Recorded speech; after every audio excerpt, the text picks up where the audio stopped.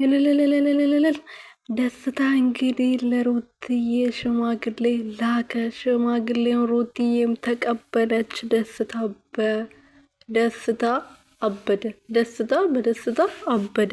ደስ ሲል መናነታቸው አባባሉ እና ደስታ እንግዲህ እስከዛሬ ችያለሁ ከአንቺ ራቁት ሳላፈቅርሽ ሳልፈልግሽ ቀርቼ ሳይሆን አንቺ ደስተኛ እንድትሆኝና እኔ ለምወደው ደስታ ወይም ደግሞ አንቺ ተደስተሽ እንድትኖሪ ስለምፈልግ ነበር ከአንቺ የራኩት።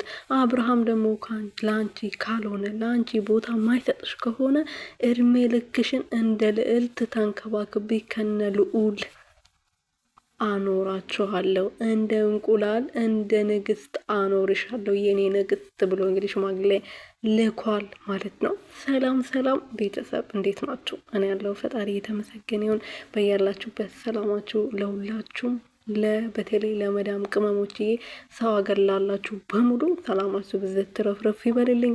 አሁን ያለንበትን ሁኔታ በጣም ከባድ ነው። ግጭት አለ፣ ብጥብጥ አለና መድኃኒዓለም ጠብቆ ለእናት ለአባታችን ለቤተሰቦቻችን በሰላም ወደ ሀገራችን ይመልሰን። እንግዲህ ደስታ ደግሞ ዛሬ ብቅ ብሏል። እንግዲህ ሽማግሌ ለመላክ ወስኛለሁ፣ ሩትዬም ትቀበለኛለች ብለዋል። እንግዲህ ሩትዬ መች ፍቅርን ተቀበለች? ደስታዬ ተዋ አታስከፋን። ደስታ መጀመሪያ ፍቅርን ልትቀበል ይገባል። በመቀጠል ደግሞ ቀለበት ልታደርግላት ይገባል፣ ፕሮሚስ። ከዛ በኋላ ደግሞ ሽማግሌ ትልካለ፣ እኛም እንደግፋለን። ያን ከጎንክ ነን፣ አሁንም ከጎንክ ነን። ምክንያቱም አብርሃም ምንም እያደረገላት አልነበረም። እስከ ዛሬ ከሱ ጎን ነበር። አሁን ግን ከዚህ በኋላ በቃ ከዚህ በኋላ እንዲያስለቅሳት አንፈልግም። ስለዚህ ይሄ ነገር ጥሩ ነው። በቃ አንተ በብር አትመጋ፣ በራስ ተማመን። ብር ምናምን የምትለው ነገር ወደ ጎን ስትል ለሩትዬ ቦታ ስጥ፣ አንተ አከባከባት፣ ማንም እንዳይነካት፣ ልውልዬንም ማንም እንዳይነካባት። ስለዚህ ከጎኗ ካሁንክ እንደግፋለን። ግን መጀመሪያ የፍቅር ጥያቄውን ትቀበልክ፣ ከዛ ፕሮሚስ አድርግላት። ከዛ በመቀጠል ደግሞ ሂደቱን ትቀጥላለን፣ በተራ በተራ ማለት ነው።